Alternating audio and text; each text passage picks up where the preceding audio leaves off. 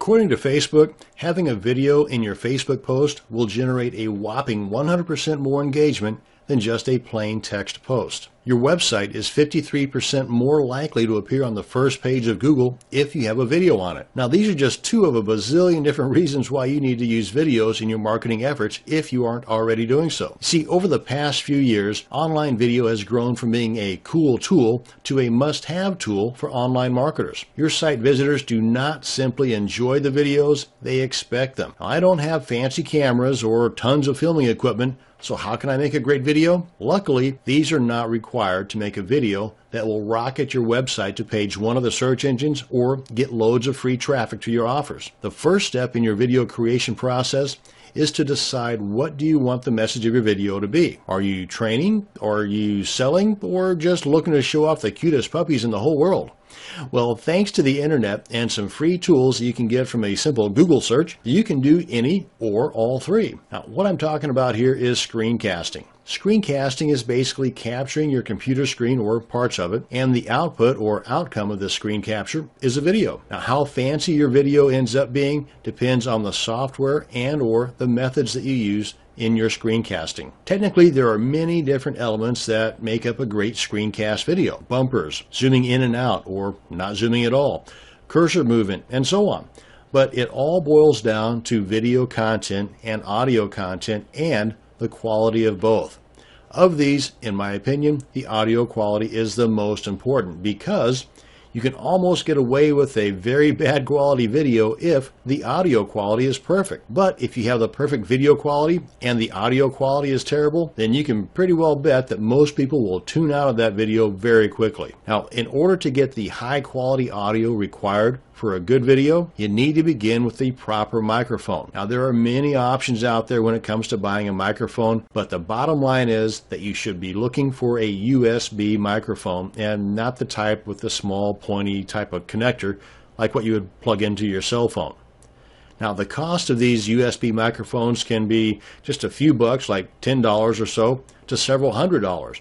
But I've gotten great audio recordings from mics in the $10 to $20 range. But remember this though, as soon as you can, you should upgrade to the best quality mic your budget will allow for. Now, the rest of your screencasting equipment is that free stuff I was talking about earlier that can be found from a simple Google search. Now, you can use something like Google Drive to create slide presentations. Here, let me show you what I'm talking about. I've already logged into my Google account here, and up here at the top, right there, that's the guy I'm referring to, Google Drive.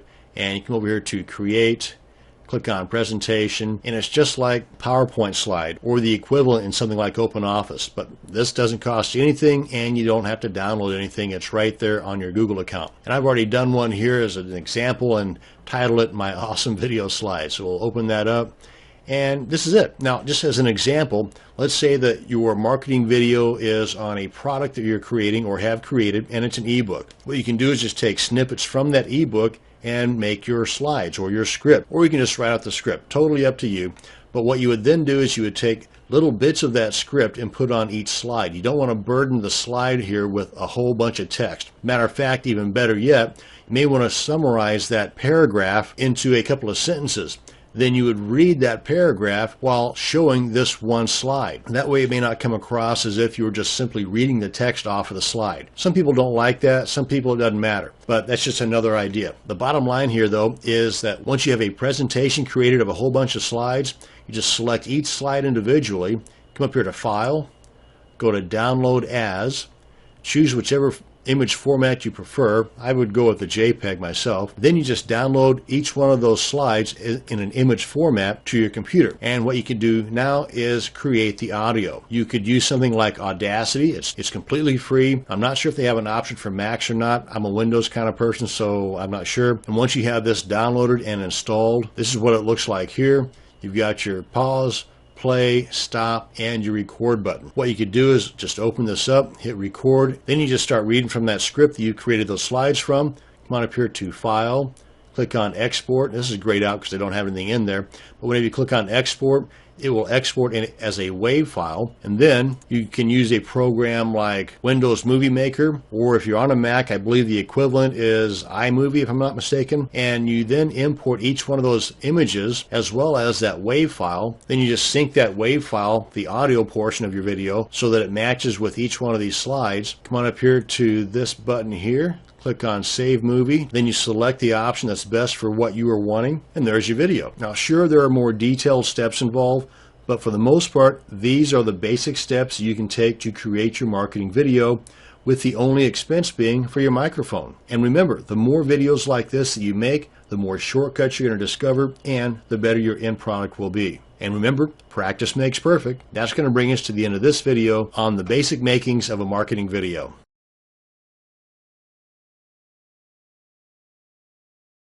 On my short list of awesome free screen recording programs is my favorite, called Jing. Jing is created by the people that created Camtasia Studio. Jing allows you to take screenshots and screencasts of your computer screen. Now you can create screencast videos up to 5 minutes in length and save them and your screenshot images to your computer, or have them uploaded to your free Screencast.com online storage account. Now you can get Jing at techsmith.com/jing.html, and for more information on your free Screencast.com online storage, you can go to Screencast.com/help. And here you're going to find out all kinds of information about setting up, configuring, and customizing your Screencast.com account. Now you've got up to 2 gigabytes of free storage and 2 gigabytes of monthly bandwidth on your free account. And you can toggle back and forth between the free account and the pro account to increase the monthly bandwidth or storage as the need arises. Now, to take more advantage of your free account without having to go into a pro account if you don't want to, is you can kind of keep things cleared out of your storage space here on your free account by just keeping those items stored on your computer in what's called the history section of your Jing account. And I'll show you that here in just a second. Matter of fact, let's head on back over to Jing right now.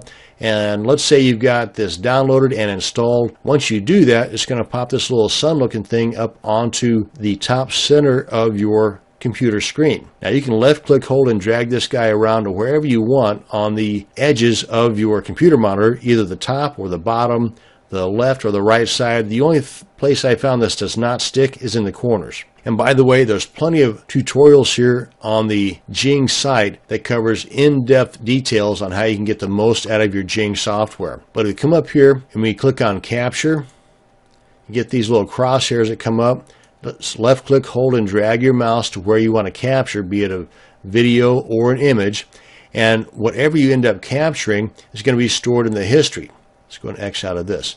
And that history is going to be found right here. Now, getting back to the taking advantage of your free account at Screencast.com is you can delete the captures from your Screencast.com account, so you're not taking up all the storage space there until you need that particular image or video, at which time you come over here to the history section and just click on that, locate the video or the image capture that you want to share, and then you just click on the image, click on the share icon here, and then it will upload it to your Screencast.com account at that point. Then you can share it and then just delete it from your Screencast.com whenever you're done sharing it. That's one way to go. If you find the need to have those shares a little more longer lasting, then you might find the need to go pro. And this $100 a year for the pro account is a great deal if you want to go that route, because in addition to the increased amount of storage space and monthly bandwidth, you're also allowed to brand background templates with your company logo and a specific color scheme, something that you're not able to do here with a free account. So there are additional advantages to going pro besides just the increase in storage and monthly bandwidth. But let's head on over to our Jing software and take a look at what happens whenever we capture something. Again, we just click on that first link there that pops out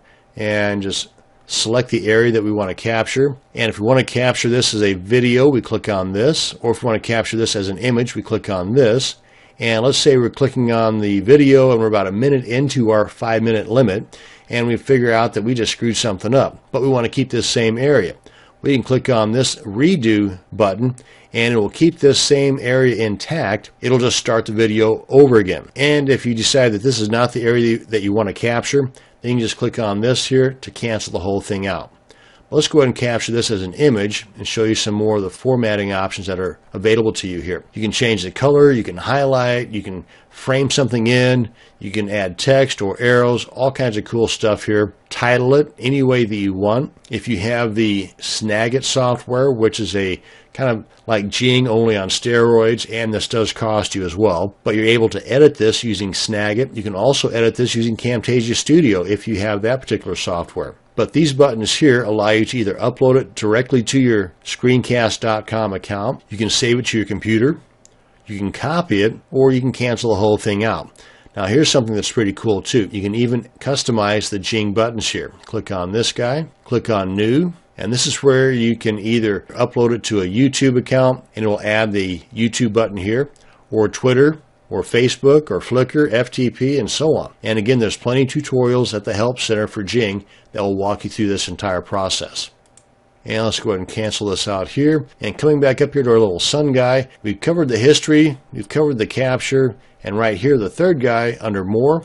This allows us to customize things a little bit, where you can go here to Preferences, and you can customize those buttons like I just showed you, where you can select a particular audio input. So if you have several different microphones attached, you want a particular one for your Jing, this is where you can go. You want to launch Jing on startup, you check that box. You want to hide the little Jing sun, you can do that by clicking that little box there. And for the free Jing, you've got the video output as SWF. Now if you want more options, maybe you want to save this as an MP4 or an AVI, then you're going to have to upgrade to either Snagit or to the Camtasia Studio software. And then once you're done with this, you can come over here and click on Finish, or if you're done with Jing altogether, you can just come over here and click on Exit Jing.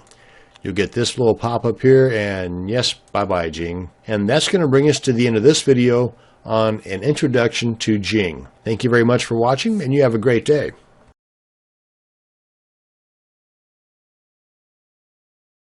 Cam Studio is a free or open source program that you download to your computer, and with it you can record both the activity and audio of your computer. It works great for creating videos for support issues, frequently asked questions, product demonstrations, and my favorite, video-based information products that you can sell.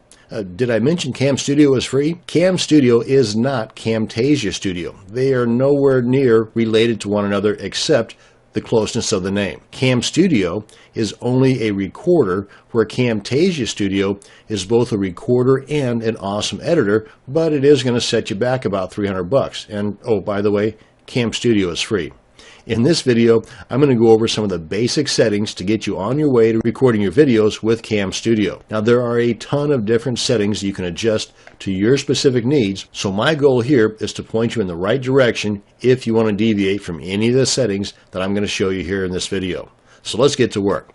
Now first off, there's a couple of things you need to download. Number one, you need to download Cam Studio, and you can get that from camstudio.org. But before we get there, I want you to first download this free codec.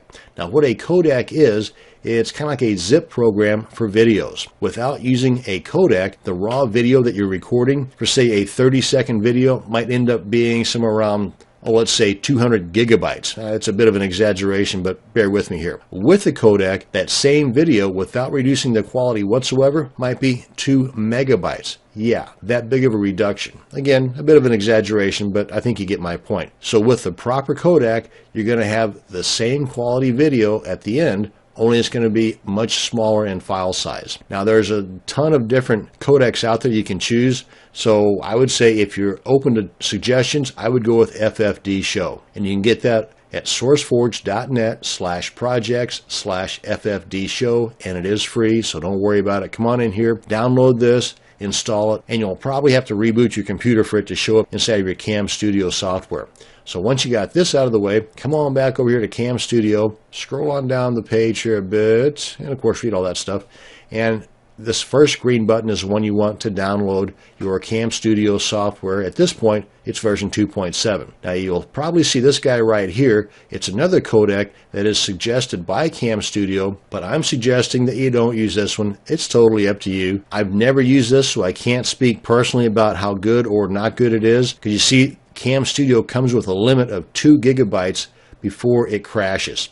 So the output or the video size has to be less than 2 gigabytes, and in its raw state without any codec, you're looking at about maybe 4 or 5 minutes in length. And that's basically how long the video should be anyway, but that's beside the point. With this lossless codec, you're probably going to get closer to the 9 to 10 minute mark. But with this codec here, you're going to get closer to 2 to 3 hours before you reach that 2 gigabyte file size. So yeah, there's a big difference. And another point I want to make before we get on to the settings is right here, checking out the form from Cam Studio. Go and click on that real quick here. Now this is a very active form, so you can get a ton of information out of here. The drawback to this though is that you cannot post any questions here unless you're a member, and it's by invite only. So before you have to use it, before you have to post any questions, I would say come on in here, apply for membership. It doesn't cost you anything, just a little bit of time to apply for membership. Basically, you're sending them an email saying, hey, invite me. And then it might take some time before you receive that invite. And they're kind of explaining that to you right here. So anyway, if nothing else, bookmark this site for reference. And like I said, as soon as you can, apply for membership. Okay, now then you just come on back here, download the program. After you've got the codec installed, download, install this, pretty straightforward stuff. And once you get all that stuff done, open it up. Now before we get into the various settings, I want to show you that right out of the box, Cam Studio will work. So without messing around with anything, just click on the record button. By the way, record, pause, stop. This changes the look of the interface. Click it once, that's what you get. Click it twice, that's what you get. Click it third time and you come back to normal. This one covers some of the annotations, and we're not going to get into that, but anyway, now you know what that covers. And this guy here toggles the record output from AVI, which I say leave it alone, leave it at AVI, or you can click on that and record to SWF, which is kind of an older flash version. I would say don't mess with SWF at all, but it is there just in case you want to do what I say not to do. So leave it at AVI and you're good to go. Now let's go ahead and click on record, and see the little flashy corners there? That's the size out of the box. That's the size of your recording. And you see here, this guy right here, which you can move out of the way, tells you this is the size that's being recorded right now. We're up to about 30 megabytes, and we're only into, right now, 20 seconds, 40 megabytes. That's pretty outrageous. So let's go ahead and cut this now to stop. And by default, it's set up to save the recordings to your videos directory. So let's go ahead and give this a name, Test 01, right out of the box. And then the player comes up as soon as it's saved, and you can play it. Now by default, right out of the box, no audio. So that's one of the first things we're going to be changing. Another thing we're going to be changing is adjusting the codec. Now let's go ahead and take a look at the size of that file, because I think it's right around 50 megabytes. Let me see, right here we are, Test 01, almost 60 megabytes, and under 30 seconds in length. That's going to be a fat file if you want to get any kind of recording out of that at all. So let's come on back here and make some adjustments. Now let's first go through these real quick here. Pretty self-explanatory, but a record, pause, stop, just like we've got right here.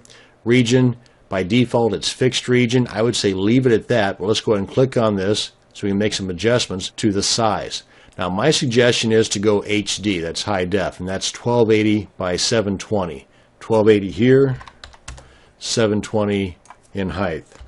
This is the size of the videos uploaded to YouTube, or the good ones anyway. But for the sake of this video, because that's what I'm recording right now, is 1280 by 720. I don't want this to be the exact same size. Let's go a little bit smaller. Say 640 by 360, and click OK. Now that's the region. Under options, this is where it gets fun. And this is where you can really do some personalization too. Now, as far as adjusting the settings beyond what I'm going to be showing you here, I would suggest that you set a benchmark while you're doing your testing. Get you a notepad and pen and write down the different outputs, the different file sizes for those particular settings that you're going to be making here. And record the same thing. Like, for example, record the Cam Studio page here. Scroll down a little bit, say about halfway. Read some text, read the same text, scroll down to the same spot on each one of your tests so that the only thing different is your settings. Everything else is the same. Use that as kind of a benchmark to go by. Okay, that said, let's get on back over to this guy here. Come on into options. First thing we want to do is record the audio, because again, by default, it's not recording. So go ahead and click on this one here, record audio from microphone. Come on back into options, then come to audio options for microphone. Select the microphone that you have plugged into your computer, and if you don't have a microphone, my suggestion is USB type microphones, not the kind that has a little pointy plug-in like you might plug into your cell phone. Get a USB ranging anywhere between 10 to a couple $100. But I've got this one here plugged in, and that's what I'm going to go with. Recording format, the default, that's no good. So click on that button, get the drop down, select the 44.1K mono 16-bit, because a majority of people will put up with the nasty video if the audio is perfect, but if the video is perfect and the audio is nasty, chances are they're not going to be sticking around very long at all. So you really want to get the best audio recording possible. Compressed format, PCM, leave that as it is. Everything else on this page here is just fine the way it is. Just select the right microphone, change the recording format to 44.1K mono, 16-bit. Everything else is fine. Click on OK. Come on back to options, video options. Change out this guy here because that's what's going to make your fat file. You don't want that. That's the default. You want to go for the FFD show codec that you already downloaded and installed. Right there. Don't worry about configuring. You can go in here and adjust all kinds of cool stuff. I mean, there's a ton of stuff in here you can mess with, but I would say for the sake of this video anyway, leave it at the default. Everything else on here is just fine the way that it is. That simple. Change your codec, click on OK, you're ready to roll. Now there are other options in here you can mess with, but for the sake of this video, that's all we need.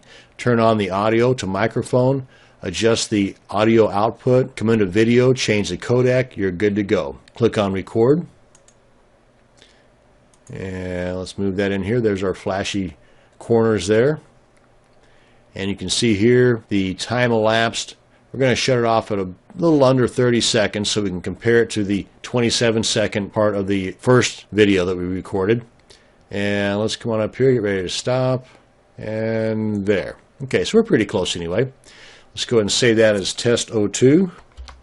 And by the way, this one should be bigger than the first one because this first one does not have audio on top of the video. This one, test 2, has both the audio and the video, which actually will make a much larger file size. And then this pops up as soon as it's saved. Click on play. Let's move that in here. There's our flashy. There it is. There. You can hear the audio. And you can see here. Okay. Now then, let's open up that folder and compare the two files. Ooh, check that out. Almost right at the same time, 27 seconds.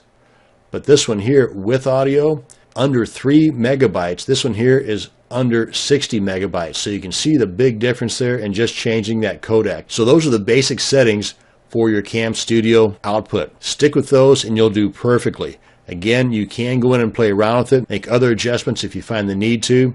But right out of the box, with these small adjustments, you can have a perfect recording using the free Cam Studio software. That's going to bring us to the end of this video. Thanks for watching, and you have a great day.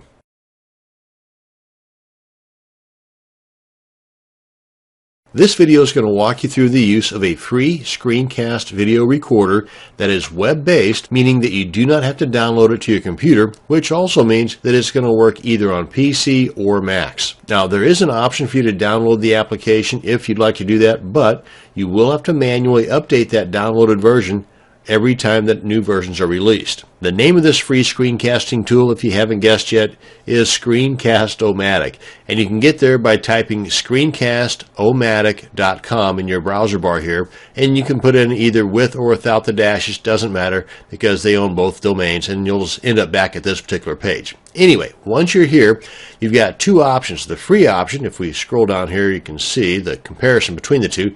The free option gives you these options here, basically allowing you to record and publish up to a 15-minute video. And the Pro option, at the time of this recording anyway, is $15 a year. Pretty darn inexpensive considering what all you get with this.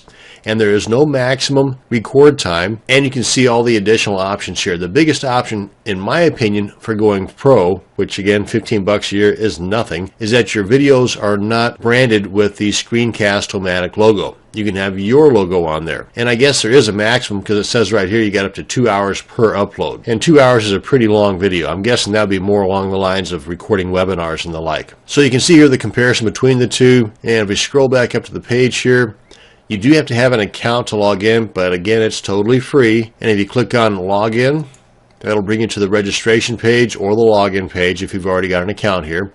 Let's go ahead and register real quick. I'm going to put in my email twice, password twice, check the box that you agree to their terms of service, and then click on the register button. I'm going to pause the video here just for a second and then click on register.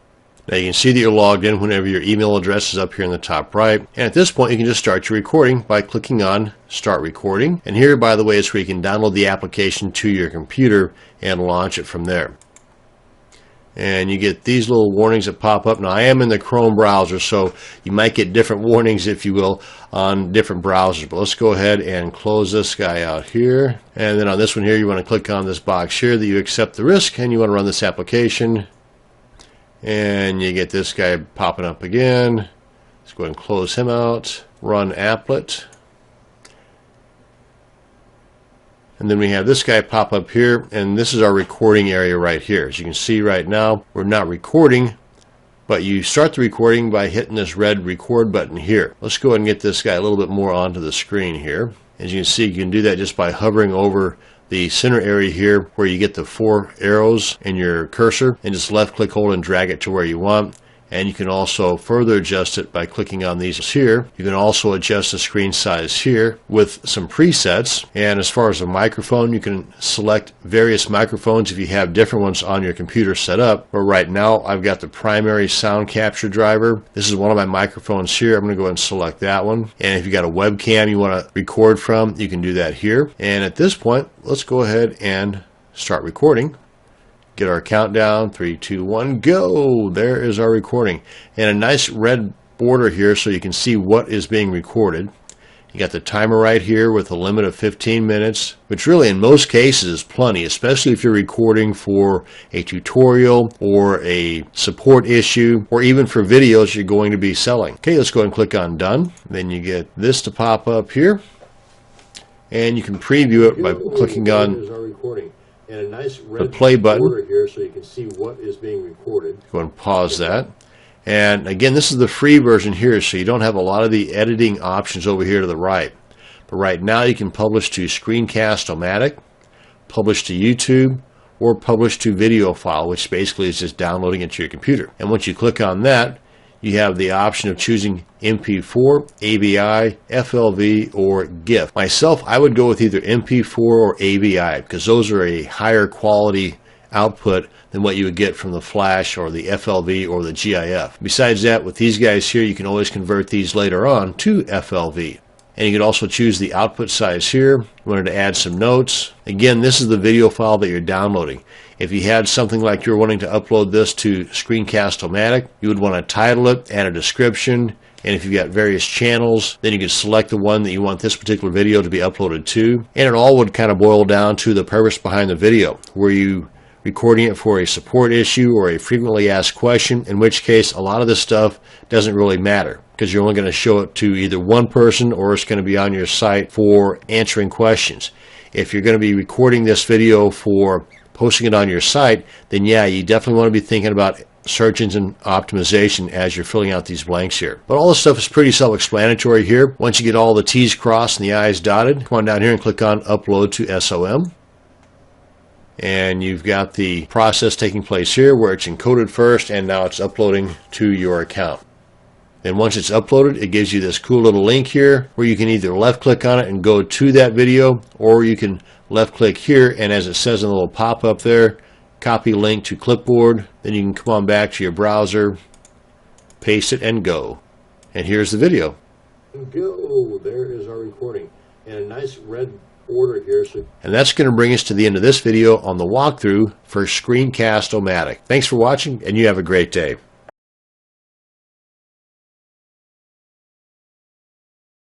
This video is going to walk you through the basic use of the screencast recorder and editor called EasyVid. So first thing you want to do is head on over to the easyvid.com website and download it, install it, and then open it up. And click on that. Navigate to the location where you want the software installed. Click on Save. You just click on this, open it up, click on Run. You want to read this over here. Just go ahead and click on Accept the Agreement, click on Next. Some cool stuff here. And by the way, your recording is limited to 45 minutes, which really, if you're working on marketing videos, that's an awful long time. Click on Next. some more additional information here. I'm going to cover a lot of this stuff too in this video. Click on next and next. Right here are the boxes you want to untick unless you want to install the Nation toolbar on making that your default search engine. Click on accept and continue, and it's going to download 162 megabytes of file size and unpack it and install it. So I'm going to go ahead and pause the video until that gets done. And we're almost done. Here we are. Now that we got it all installed and it's opened up, it brings us to this page here, which if you do not already have a microphone or a headset microphone, then these options are not too bad. I'm going to assume that you already have your microphone or headset microphone or both.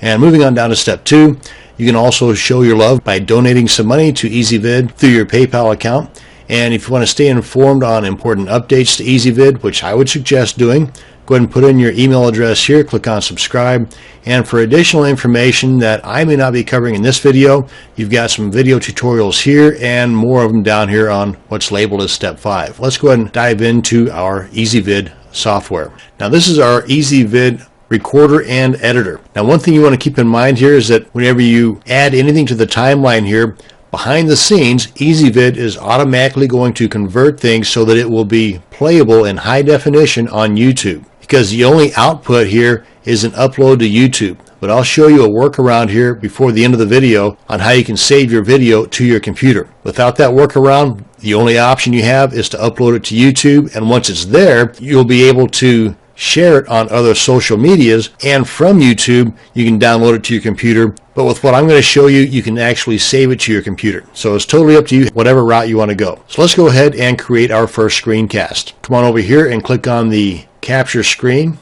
You've got two options here. You can just go ahead and click on this guy here to capture the screen, or you can use the advanced settings. That's what I'm going to show you here. And if you have a microphone or a headset, you can toggle these on or off by just clicking on the icon here. The problem with this though is that since I'm using the only microphone that I have attached in recording this Camtasia video, it's not letting me do that. So to demonstrate this process, I'm going to go ahead and make the transparent mode of the controls enabled. You see there, now it's enabled. And likewise, I'm going to select the capture area rather than capturing the entire screen, which would be beyond the size of this actual video area here. And if you have a webcam, you can also enable that. Let's go ahead and start our advanced capture now. And we want to select the area we want to capture. And my only drawback to this that I found so far is that you have no border around the area that's actually being captured. So you just have to remember what area you marked. Let's go ahead and move this guy around here. Pretty cool stuff. I'm going to go ahead and bring this controller in here. As you can see, since I enabled it being transparent, it is transparent. But as long as this red blinky light over here is going, that means you're recording. And you can see the time left, and you've only got 45 minutes in length total, which is an awful long time. But you can pause the recording in case you want to make some adjustments on your screen here. And you can see here now it's a blue pause mark.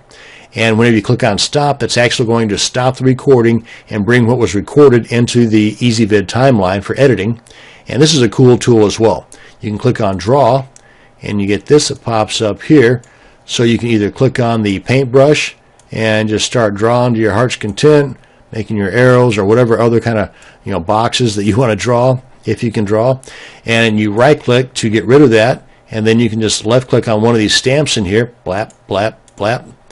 Right click to get rid of that.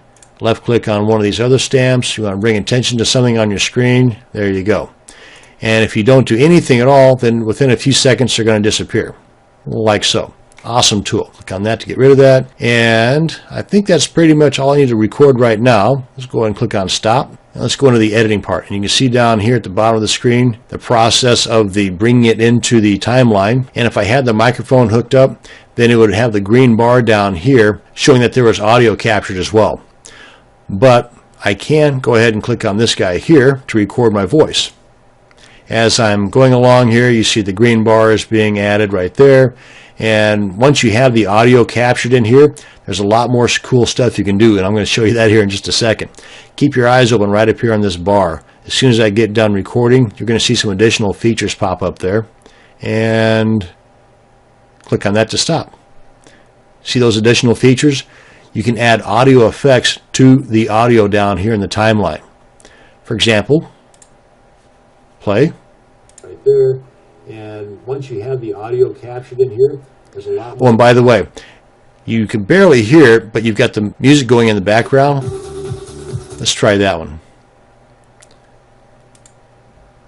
Along here, you see the green bars being added. You can hear the music in the background. And once you have the audio captured in here, there's a lot more cool stuff you can do. And that kind of mutes out the audio a little bit more so you can hear more music. As soon as I get done recording, more audio, less music. Pretty cool. You want to add a watermark. Do that right there. You want to remove the watermark right there. Well, let's come on back here. And once you have the and let's stop. And I'm going to go with silent mode. You can just scroll on down here and go to silent machine. And by the way, you can also add your own music track or whatever from your own computer if you want. But let's go ahead and check this out here. You can add audio effects to the audio file down here. For example, this one here would make it sound like you're listening to somebody speak to you from a telephone, or give you a bit of a robot effect. And you can see the process of it completing that down there. Now let's play our robot sound effect. Here, there's a lot more cool stuff you can do, and I'm going to show you that here in just a second. Pretty nifty. And to undo that, just click on it again. This one here just basically adds some extra oomph to it. You can see the voice effects as power. It adds a lot of bass to it. Makes it sound a lot more professional, in my opinion. More professional than the robot voice anyway. Another cool item is the synthesized voice. But before we can do this, you have to have a text panel in here, and that's this guy right here. Click on that, start typing away, and you can adjust the text color, you can adjust the background color, click on finish, and here it is. Now we want to duplicate that a couple of times. Now let's go ahead and check out the synthesized speech. Right up here, your existing recording may be overwritten. Ooh, okay. Let's go ahead and do that then, just for demonstration purposes, but beware of that. And it wasn't. As I get done recording, you're going to see some additional features pop up there. Cool. So let's come on over here and see what the synthesized speech sounds like. Time. YouTube rocks. Big time. YouTube rocks. Big time. Okay, not my favorite. And if you want to add additional elements like an audio file or images, then you can click on this guy here to add pictures or video. Then just make your selection from your computer.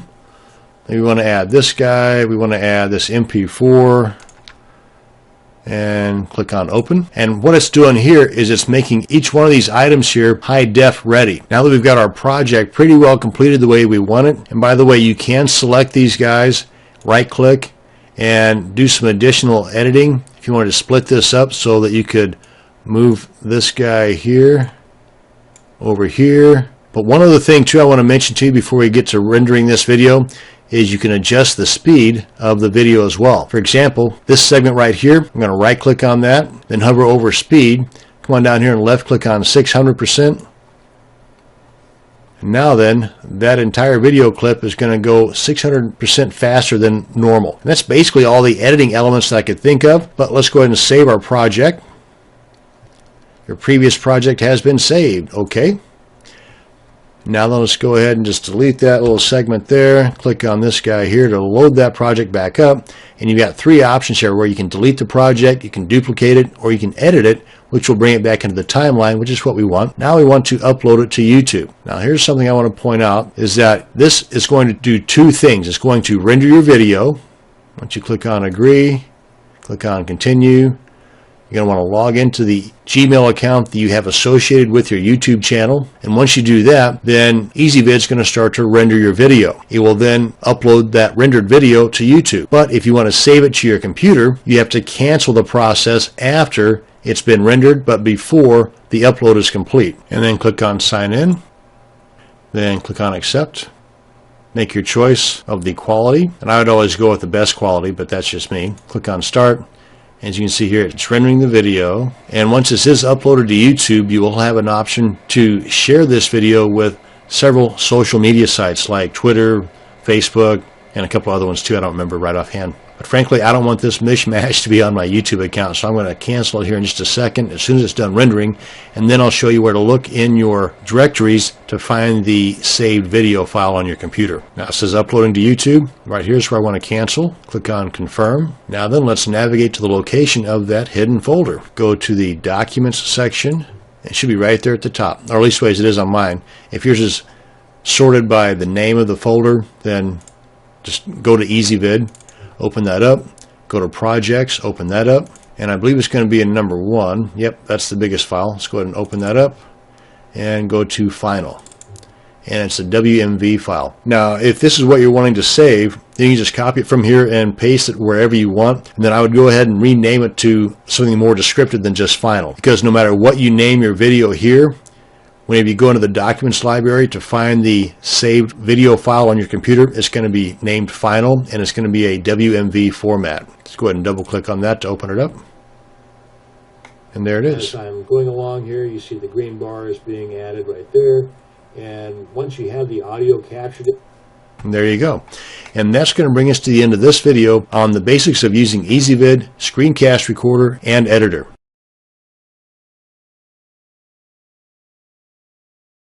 This video is going to walk you through some of the basic features of the free Windows Live Movie Maker software.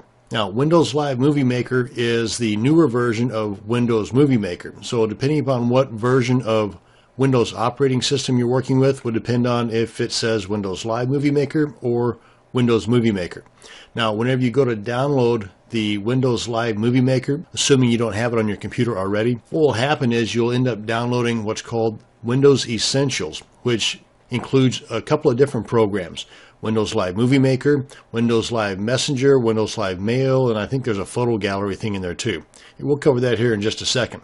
Now, as the name implies, this is a Windows program. So if you are using a Mac, then you can still use this if your computer is configured to use Windows programs. Now let's head on over to our favorite search engine here and just type in up here Windows Live Movie Maker, and this is of course if you don't have it already installed on your computer, and then just select usually the top one that pops up here. That'll take us to the Microsoft website, and if Movie Maker does not pop up right here, then go ahead and do a search here for Movie Maker. And that's the download link that will download what I was talking about, the Windows Essentials. And if you have any questions that are not answered in this video, you've got an entire how-to section here, as well as the all-important support section here. So be sure and check those out as well. Well, let's go ahead and assume that you've got it downloaded, installed, and opened up. And this is the main interface of the Windows Live Movie Maker. Right here's your project area or your workspace. This is where you're going to import all of your videos and photos and audio files, and then rearrange them, edit them however you want, throw in the transitions, and then once you get everything set up the way you like it, then you go ahead and save movie as, and then the output is your finished product. So that's it in a nutshell. But let's go ahead and walk through the process here just to show you a little bit about what all you can do. Well, let's go ahead and put in some files here and go through some of the options that you have available for you. Now you can input the files by clicking this link here, clicking this link here, or by just dragging and dropping the files in there. So I'm going to go ahead and select that top item, hold the shift key down on my keyboard and select the bottom one, but I'm going to deselect the audio file here just for the time being. Left click, hold and drag all these guys into the work area, and there we go. Now that's that video file here. Just kind of scrub through that. That's pretty cool, pretty puppy. But just wanted to demonstrate that you can import video files as well as still images. This Windows Live Movie Maker does come in very handy if, for example, you have the rights to edit someone else's video. You can bring in that particular video and add a title screen as well as a closing or a credits screen, which gives the video viewers a call to action, or should anyway. And throughout that particular video, you can slice and dice. You can add additional images, transitions, the whole 9 yards. And by the time you're done, the idea behind that is to have that edited, finished video product not looking at all like the original. Matter of fact, you could even eliminate the audio, import your own audio, and then render that video out as having a new voiceover as well as all the edits that you did to that particular video. Now, to edit out the audio, all you have to do is select the video, come up here to Edit, select the video volume, put it all the way down to the bottom there, and now that video in its original state does not have audio. So then you can just import your own audio by clicking this guy right here. If they provide transcriptions to the original video, then you can just record your own voice or have it outsourced and then import that new audio file right in here, sync it up with the new video with your new transitions and whatnot, and then boom, you've got a brand new video that you didn't have to spend days and days and days recording. All you had to do is spend a little bit of time doing the editing. Great idea. Okay, enough about the editing of the video. Let's go and get rid of this guy here. I also imported a title screen and a credit screen. Now this credit screen here, which comes at the end of the video, this should have a call to action telling the viewer of the video to do something. Now that they've seen the video, do something. Click on this link, check out my offer, whatever. Now this is something that I created in Photoshop. The thing about Windows Live Movie Maker is you don't need to do that. As a matter of fact, we can get rid of these guys altogether because we can come right up here and click on credits, and it automatically puts a new image at the end of your video sequence, which, by the way, you can select these guys and move them around to whatever area you want. You just click on it, it puts that blue border around it, then you just left click, hold, and drag it to wherever you want it. But with the credits, you can just go ahead and select that again. You can just double click on that icon there. This opens up. You've got all kinds of formatting options up here, and the same holds true with the title, but we'll get to that here in just a second. But here's where you would put the call to action, and you've got a lot of different animations up here that you can play with. As you can see, it's kind of scrolling through right here. It gives you an idea as to what it will look like in the end result. Pretty cool stuff. And got this drop down arrow over here to the right that shows a lot more options for you to work with. Really adds that professional touch to your video. Likewise, with the credits, come on back home here. I'm sorry, I meant the title. Click on title and it automatically puts the title screen at the beginning of your video elements. And again, you've got all these text formatting options where you can change the text color, and here's where you can change the background color. Let's try a nice blue there. And like with the credits, you've got these animations you can add. Really adds that professional flair to the opening of your video. Speaking of animations, you can also add animations to your video clips. You can just select where you want it to begin, and it gives you the preview right here, kind of like a nice transition from one screen to the next. And with the drop down arrow here, you've got many more to choose from. And you've got the zoom and pan options over here, where if you've got a certain image that you've imported that you want it to pan in or zoom in, or any other transition that's available here, then you can do that by selecting the proper one. And if you want to add a little extra pizzazz, you've got these visual effects you can do. And under project, you can decide whether you want it widescreen, which is a 16:9, or a standard, which is a 4:3. The widescreen is what I prefer and what you'll see more times than not nowadays, like for example on YouTube, but that just depends on what you're working with here. Now, when we get our video all set the way that we want it, the opening title screen, the closing credit screen, and all the elements and animations and transitions the way we want them, come on back here to home, and you either go here and click on Save Project As. That way this is going to be saved, so if you want, you can always come back later and add or change the elements within this particular project. I'd suggest doing that anyway. Or you can publish the movie to one of these already installed items, be it YouTube or Facebook or SkyDrive, Windows Live Groups, or Flickr. You can also go and add additional plugins and manage your services. This is where you go to kind of set things up for like your YouTube account or your Facebook account. Or you can just save it to your computer through one of these presets.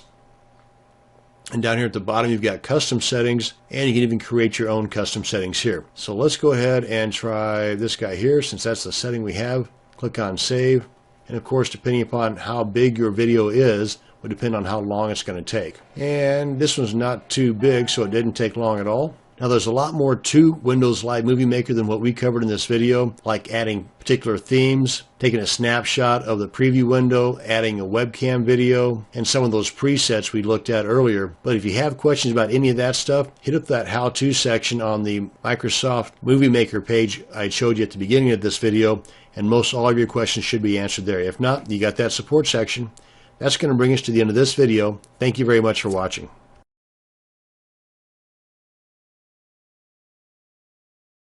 This video will introduce you to the free open source digital audio editor and recorder called Audacity. Now, it's available for Windows and Mac systems as well as Linux, and it's been around since the year 2000. So let's go ahead and get started by heading over to the audacity.sourceforge.net site, and you can download the most recent version right here. And at the time of this recording, it's version 2.0.4. And before you download, install, and start having all kinds of fun using Audacity, I want to point out the wiki link and the forum link. I would say go ahead and open these up in your browser of choice and bookmark these for future reference, because these are both loaded with tons of information. And if you're not familiar with what a wiki is, in this instance, look at it as a bunch of additional tutorials on how to get the most out of your Audacity software. The one thing that Audacity will not do by default is it will not export your edited audio files to an MP3 file format. To do that, you come on up here to the search box, type in lame MP3 encoder, click on search, and don't mess with these guys up here. These are just ads. It's the very first result here. Just go ahead and click on that. Right up here at the very top tells you what the nature of the problem is, and these 7 steps here show you how to fix that problem. Very straightforward, walk you right through the process. The one thing I do want to point out here is that number 4, whether you are on a 32-bit system or a 64-bit system, do not change the offer destination location. If, however, you get through all the 7 steps and you are encountering an issue or two, go ahead and check out this link right here, more detailed instructions. But 99% of the time, follow these 7 steps. Don't mess with the destination location. Leave it as is, and you'll be just fine. So now that we've got it installed, we've got the lame encoder installed, and once you open up the software, you also here on this opening box, you've got the forum link and the wiki link. And if you don't want this to be popping up, you can just click that box there. So I'll go ahead and click on OK to get this out of the way. And you've got your basic buttons up here where you can pause, play, you can stop.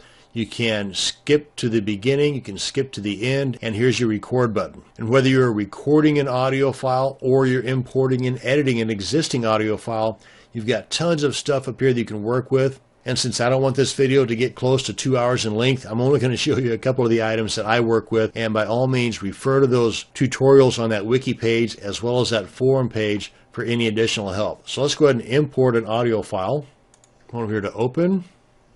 And this is an Austin Powers little quip that I got from a free WAV file site online. Click on open, and there it is. Not much to it. Click on play. Austin Powers. Danger's my middle name. Now what I use this for more times than not is to import my recorded audio file and to clean it up in case I have any background audio noise from my computer fan, or maybe my dog barked, or the doorbell ring, the phone ring, whatever the case. In this case, we've got this static right in here. And this static I'm going to clean out. That will hopefully also get rid of it here, here, and here, as well as anywhere else that this particular area or this particular type of static is located at within this file. So to do that, come on up here to Effect. Well, first off, I want to select the area that will best represent the noise that I want to remove. Come on up here to Effect. Go to Noise Removal, and it's a 2-step process. Get Noise Profile as the first. Just like it says here, select a few seconds of just noise. And since our entire clip is only a few seconds, I just selected that little bit there. Click on this here. Now then, Audacity has selected that area, stuck it in this little memory bank there, and it says, okay, so anything on here that sounds like that, I'm going to get rid of. So the next step is select the entire area that you want this type of sound to be removed. I'm going to select the entire area using a keyboard shortcut of holding down my control key and hitting the letter A as in apple. Selects everything. So come on back up here to Effect, click on Noise Removal, and step 2, and I just leave these as default. You can adjust these by using these sliders or just typing in the number you want, but for me, this works just fine. Click on OK. And you can see how that was reduced. So that's one thing. Another thing is under Effects again, Bass Boost. Let's listen to this again. Austin Powers. Danger's my middle name. Now let's go ahead and do the Bass Boost. Play. Austin Powers. Danger's my middle name. Now, I don't know if you're able to hear that, but I sure can. I can hear a major difference. It sounds more powerful. Of course, there's more bass. That's the reason why. And if you don't like how that sounds, come on up here to Edit and Undo Bass Boost. And as you can see, there's a ton of stuff you can do in here. You can change the pitch, make Austin sound a little bit higher in pitch or lower in pitch. You can add an echo. You can fade the beginning in. You can fade the ending out. Again, tons of stuff that you can do with this. Another thing is, if you want all this here to be quiet, this is another item that I use a great deal. I just select the area that I want to get rid of all the sound right up here. Select that for silence. Boom. And that's going to bring us to the end of this video on an introduction to the free audio editor and recorder called Audacity.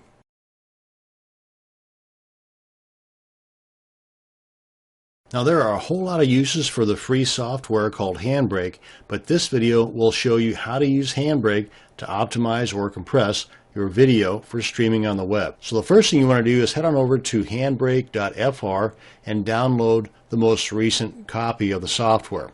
Now, rather than just relying on Handbrake to make sure it's providing you with the most recent copy for your system, I would go ahead and click on other platforms or this downloads link here. Either one of these, they'll take you to the same page.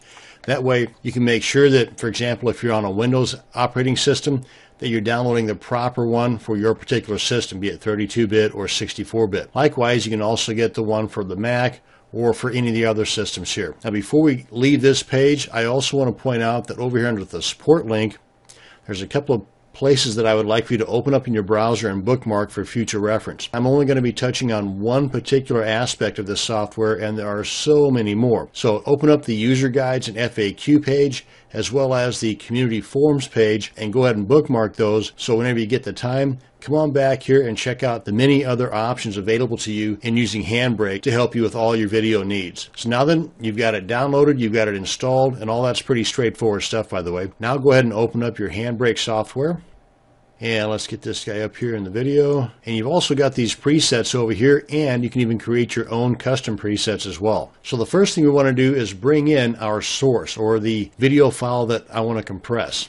And we do that, before we do that, I want to come up here to Tools, go to Options, and I want to make sure that, now most of this stuff here is by default just fine, but I want to make sure that this guy is checking for updates just in case. And on the output files, I want to make sure that this is set to automatic. Even if of these two outputs we only want MP4, I would leave it at automatic. And under advanced, I think everything here is just fine. I unticked this box here so that it does not minimize to the system tray, but by default that box is ticked. And then come on down here and click on Close. Now let's go ahead and go to our source file. Let's click on Source, navigate to the location of the video file on your computer that you want to compress, and this is the guy right here. And as I hover over, you can see it is 12 minutes in length, almost 13 minutes, and it's 475 megabytes in file size. Go ahead and select that, click on Open. Now then, that we've got the source in here, we want to select the destination. So go ahead and click on Browse. In other words, where do you want your compressed or optimized video to be? Click on Browse, give it a name. I want this to be an MP4, and instead of it being the same name, I'm going to go ahead and add the number 2 at the end of it, just so I can tell the difference between the two. Of course, the file size is going to be a big difference. Go ahead and click on Save, and we're good there. We're good here. Want to click on the box for Web Optimized. And under Picture, the only reason you would want to change this is if you would want to change the dimensions or the size of your outputted video. For example, right now, this is way too big if you wanted to put it on like a blog post, which would be closer to a 640 by 360 size. So if that were the case, then you would change this accordingly.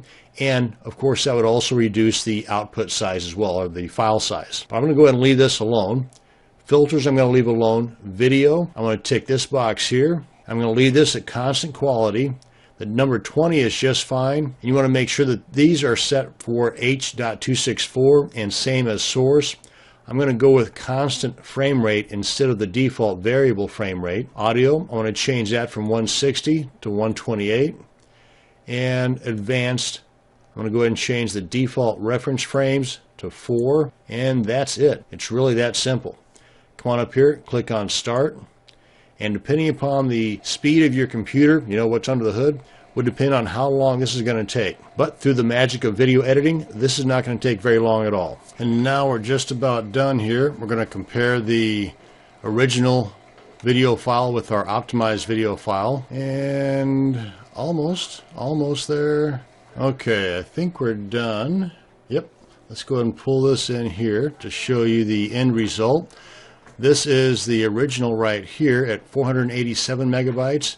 This is the optimized one right here at 43 megabytes. A heck of a difference. And that's how you can use the free video transcoding software called Handbrake to optimize your videos for streaming on the web. Thanks for watching, and you have a great day.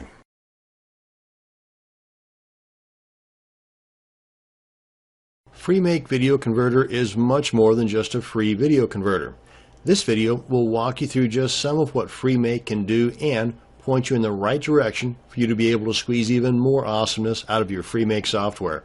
So first off, let's head on over to freemake.com and head over to the FreeMake Video Converter page. Now you can download directly from this page, but I want to point out over here on this page that it does show you a few of the things that FreeMake Video Converter can do for you.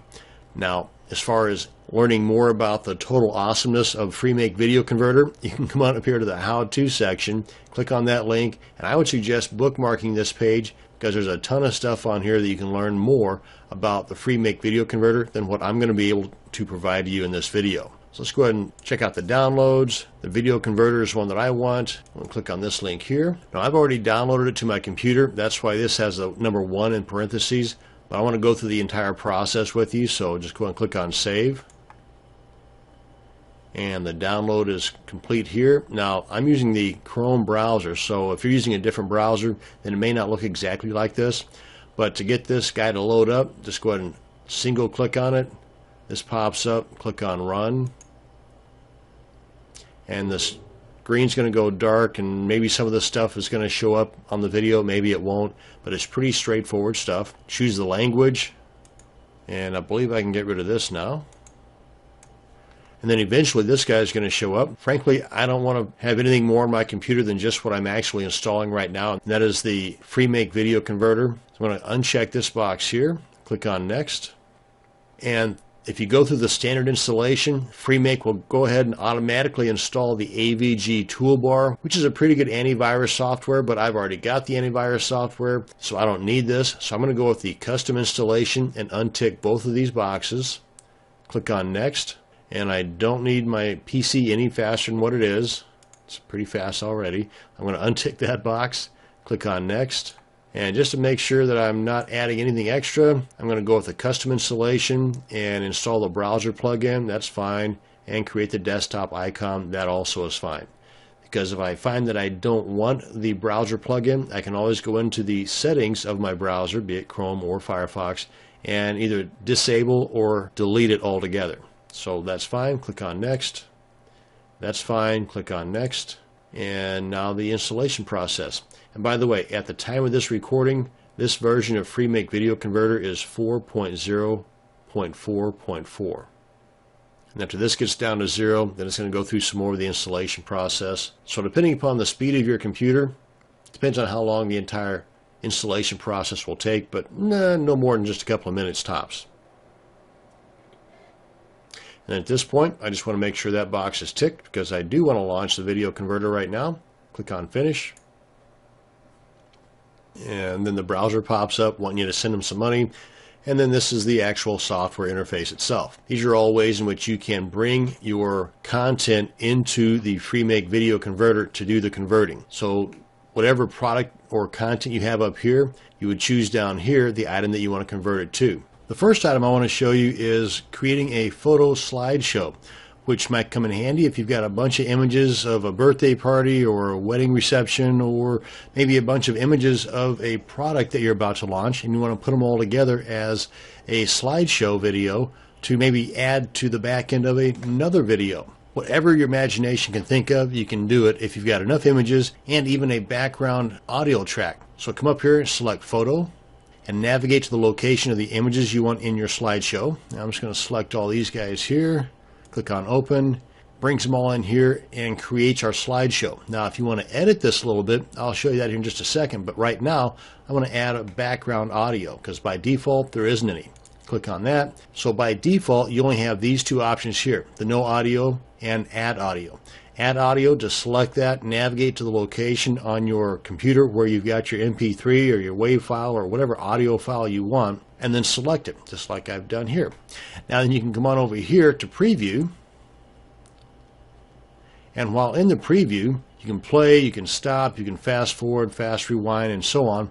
But right here is where you can edit the slideshow in the event you want to shift the images around or even add additional images. And go and close this out here.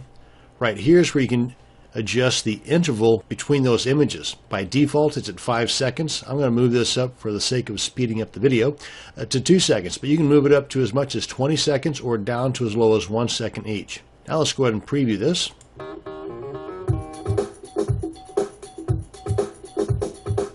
There you go. I think you get the idea. And hopefully some marketing ideas will come to mind as well. So let those creative juices start flowing. Go and click on OK. Now I want to convert this photo slideshow into a video. So with it selected, come on down here, choose the output that you want. And in this case, I want an AVI. And right here, you've got these presets. And you can use the presets that are available here, or you can add your own preset. And actually, you can do that either by clicking on that link or right here. Or you can even edit the existing preset that you've already selected or delete it altogether. But I'm going to leave the same as source alone and go ahead and add another preset. Give it a name. And you might want to be a little more descriptive than that, but you get the idea. Change whatever options down here you want to change. Maybe I don't want this stereo, I just want mono because I want the audio file to be half the size. And I don't need as much as 320K. 128 is fine, and maybe I want to bump this down to 44 instead of the 48.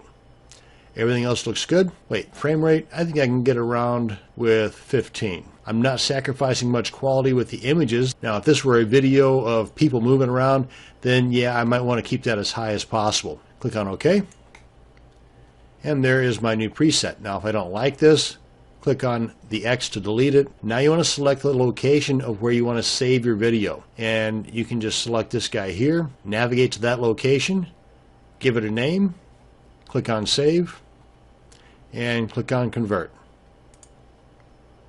And depending upon how fast your computer is and how big that photo slideshow is, will depend on how long this is going to take. And that didn't take long at all. Click on Close, and we're good. Now we can get on out of here. The next item I want to show you is how to burn items to a DVD. For example, if say you've got a bunch of videos that you want to sell as a physical product, very easy. You can bring them into your work area, burn them to a DVD, even add a custom menu. Let's go ahead and do that now. Come up here to Video, select the videos you want to add to your workplace, and add them here. You've got some editing options over here to the right, and at this point I want to select DVD. Give it a title. Make sure that this is set to the right location. By default it usually is, unless you've got a couple of different DVD players. And here's where you can decide on the custom menu. Let's click on that. And FreeMake Video Converter does have what's called a gold pack that for a donation of, I don't know, anywhere between 99 cents to however much you want, you can have these additional options for custom menus and other items too that the gold pack offers. But here you can go with this that I've already chosen, and this gives you a thumbnail view of the different videos that you have in here, or of whatever content you have in here. I just so happen to have videos in here.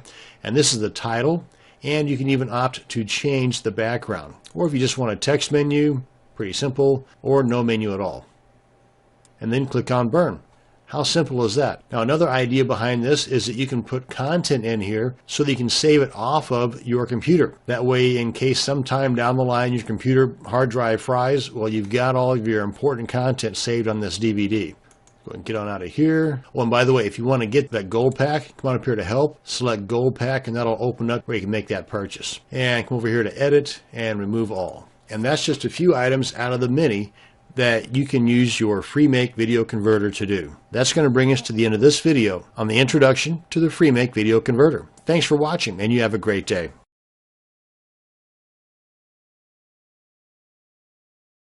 VLC is the Swiss Army knife of video tools. It's a free or open source media player that will work on Windows, Macs, and Linux machines. Now this video is going to go through a few of the features of VLC and possibly some that even the most seasoned users of VLC may not even be aware existed. VLC is an awesome player of audios, videos, even DVDs and audio CDs. VLC can convert videos from most formats to other formats. Heck, they can even rip DVDs. VLC can convert videos to different sizes as well as different formats. And get this, VLC can stream content from your computer to your private network or even on the web. VLC can even capture your own screen activity. And this powerful and versatile tool is free of cost, free of ads, and free of spyware. So you head on over to videoland.org, and as you can see as you scroll down the page, they've got several projects or products, but the one we're interested in is VLC Media Player. Now they have the download link for us right here, big blue button, and at the time of this recording, the current version is 2.1.0. And the one thing I want to point out here is that once you download this to your computer, for everything to work properly, you need to install it as an administrator. In other words, once you have it downloaded, and in this case I'm using Windows 7, you would right click on it and then click on this link right here, Run as Administrator. And before you begin the installation process, make sure that you shut down all of your other applications. Okay, now that you've got it downloaded, you've got it installed, and if you're interested in some of the features, because like I said, I'm not going to be able to go into all the different features of the VLC Media Player, but you can check this link out here, and if you want to give your VLC player a different look, you've got some skins here, and if we come over here under VLC, you even have some additional extensions that you can work with. Have lots of fun with this, and again, there's no cost whatsoever. Here under Support, you've got an FAQ section, Wiki, and a forum section, so in case you have any questions beyond what this video is answering for you, you've got your options right here to check into. So let's go ahead and open up our VLC software, and the first thing I want to do is show you how you can convert a video format to a different format. And you come up here to Media, click on the Convert/Save option. Right here under File, go to Add, navigate to the location of the video file that you want to convert to a different format, and this is the guy right here, and as you can see it's a .avi, and I want to change it to a .mp4, and I'm also going to change the size. I'm going to click on Open, and it brings it into VLC. Next step, come on down here to Convert/Save and hit that drop down arrow, click on Convert, and now we want to leave all this stuff alone, and this is the guy that I'm going to be converting it to. H.264, and the audio is going to be MP3. Now you can choose from any of these other guys here if that's what you're wanting. You can even adjust this preset by going into this tool section here, and you have plenty of options here. You can even adjust the video codec, audio codec, and other items related to the audio like the sample rate, even the bit rate. And under the video codec is where you can change the resolution or the size. For example, I want to change this to 640 by 360 and click on Save. At this point, we now want to browse to the location of our destination file. I'm just going to put it in the same location as the source file, just to make sure I give it a different name. And also you want to make sure you're going to add the proper extension. Now then you click on Save, click on Start, and depending upon the size of the file and the power of your computer will depend on how long it takes. Obviously, it didn't take too long. Here's the converted file right here. So let's go ahead and open that up.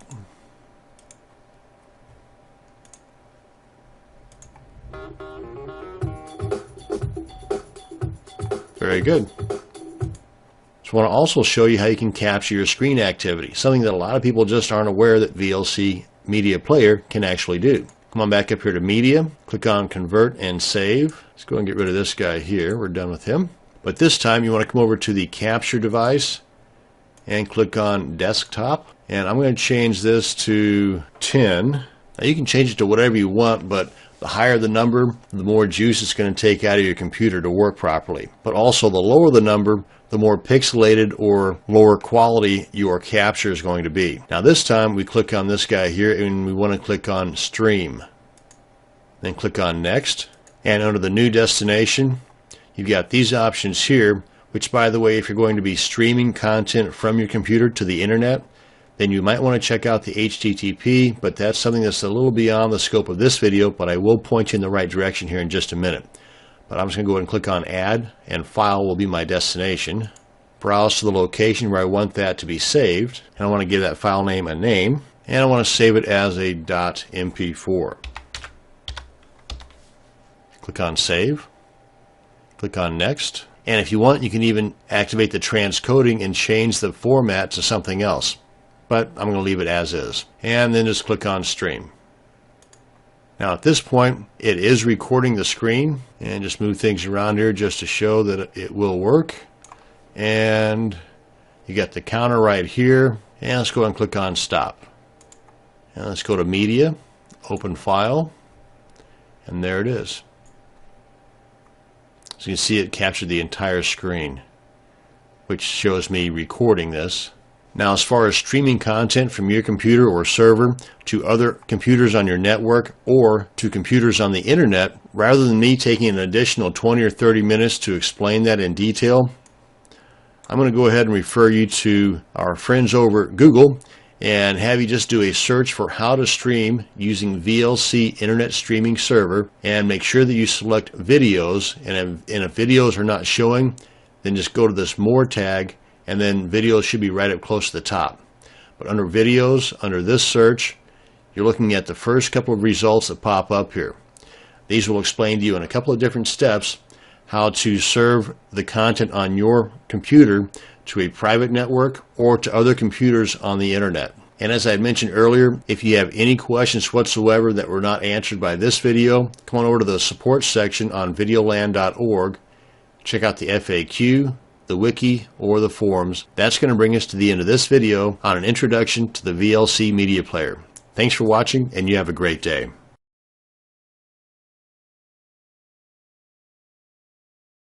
VLC is an open source and free media player that works on Windows, Macs, and Linux machines. Now, VLC is much more than just a media player, though. You see, with VLC, you can create custom playlists of your own audio and video tracks. You can use VLC to subscribe to and stream podcasts. You can use VLC to listen to internet radio stations from around the world, and so much more. Now, this video is going to walk you through just some of the many features of the VLC media player. Now, the first thing you need to do is to head on over to videoland.org/VLC to download the software. Right here at the very top, you've got this big orange button that says Download VLC. That's what you want to press on. That'll download the installation file. And right now, at the time of this recording, the most recent version, or at least the version I'm going to be showing in this video, is version 2.1.0. Now, once you have this file downloaded to your computer, you want to be sure and install it by right-clicking on the file and install as administrator. And by the way, you want to close down all of your open applications before you click on the installation button as an administrator. Okay, now you've got VLC downloaded and installed, and let's go ahead and open up our program. This is the main interface here, and for me personally, I have the advanced control bar and the status bar installed. Let me show you up here under View what I did. By default, these two tick marks are not there, and this is what it looks like by default. Just like that. Pretty plain Jane. You got your play button, your skip to the front, skip to the rear, and the stop playback. Now these guys here will skip to the beginning of the media that's playing, be it audio or video. But if you have a playlist working, then this will skip to the very beginning of the playlist, and this will skip to the very end of the playlist. Now your playlist can consist of pretty much anything. Audio and video, just video, or a combination of audio, video, podcasts, and even bits and pieces of your internet radio stations that you come across. Let me also go ahead and show you that this is how you toggle back and forth to the playlist. Let me go ahead and bring this guy out here. This is your playlist area here, and these are the ways in which you can add content to your playlist area. Through directories on your computer, disks you might have in your disk drive, be it a CD or a DVD, local networks, and from the internet. I'll get to these guys here in just a second, but first let's go ahead and add a media file from our computer, and let's go ahead and add this MP4, and it starts playing. As you can see, I was playing around with this already by flipping it upside down. Let's go ahead and flip that guy right side up. I'm going to go ahead and select this. Now I'm already in the playlist area here, so we select this, come up here to Tools, go to Effects and Filters, go to Video Effects, go to Geometry, and you see I've got the transform selected, rotate by 180. Go ahead and untick that, click on Close, and then go ahead and select it, right click and play. You see we're right back here on the right side. Now to come on back up here to Tools, go back into Effects and Filters, go to Video Effects, Overlay. I've already got a logo here that's not really a great logo, but just for demonstration purposes, if we click on Play and then click on Pause, you can see right here is that logo, or at least it's what I'm using in this example as a logo, and you can adjust the transparency of it to where it's not transparent at all or to where you can barely see it. And right in here is the ideal area for me anyway for a logo, and frankly I would have it in the lower right hand corner, and you can adjust the location of your logo image right here. And if you wanted to add text, you can check this box here. Let's go and get rid of this guy here, and you can see I've already got this in the bottom right corner, and as you type it shows it up right there. You can change the location, pretty darn simple, and this works great if you're trying to brand your videos before you put them on the internet. Now let's come on back to our playlist area here, and I want to show you about subscribing to a podcast. Now first off, you have to find the podcast. Once you do, you come on back here to the playlist, hit the plus, enter the URL of that podcast, and then click on OK. For example, and you can do this with just about any site that has a podcast, or you can go to iTunes and get whatever podcast you normally listen to from having to go to iTunes. You just select that, brings you to their feed burner page. I'm just going to select this entire feed URL, copy that into my clipboard, come on back here, paste that in there, click on OK, and here it is. I select that, and if you don't like that anymore, then you just get rid of it. Now this is showing all the podcasts under that subscription. But let's say after listening to these that there's a few of these that I want to hang on to. So I'm going to select this one, this one, this one, this one, and this one because I've already listened to them and I really like them and I want to hang on to them for future reference. At this point, I just select those, right click on one of them, add to playlist, left click on that. Come on back up here to our playlist. And you can see they've been added here along with that original video. So I can customize my playlist to whatever I want. Like I said, whether it's a video off of my computer, an audio file off of my computer, or even podcast from someone else's website. Now check this out. I'm going to leave these here intact, but I also want to show you about the free internet radio stations. And that's right here under IceCast Radio Directory. Select that, and this is amazing. Check out all these guys. Let's say I really like Alaska Hit Radio, and I'm going to select that, right click, add to playlist. You kind of see where I'm going with this, right? Talk about a custom selection, and here it is. So now I want to save this as a particular playlist. Let's just say that each one of these items here are related to my marketing business. So we come up here to Media, Save Playlist to File, navigate to the location on your computer where you want to save this to, give it a name, click on Save. Now let's go ahead and clear these guys out of here. And by the way, you can, in fact, like this says here, just drag and drop files from your computer into this area here, just the same as you would by coming up here to Media and opening File. As a matter of fact, let me demonstrate that now. This is my awesome playlist that I just created. I'm going to left click, hold, and drag that on into here. And to expand our playlist file, I'm just going to go ahead and double click and then go to Playlist. Now I'm going to pause that. And this exposes all of the files that are in that particular playlist file.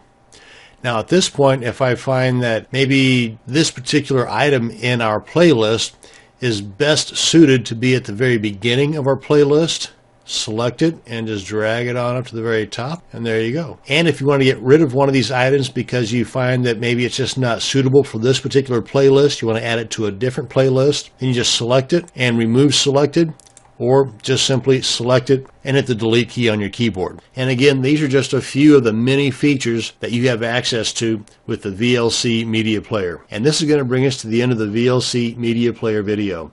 Thanks for watching, and you have a great day.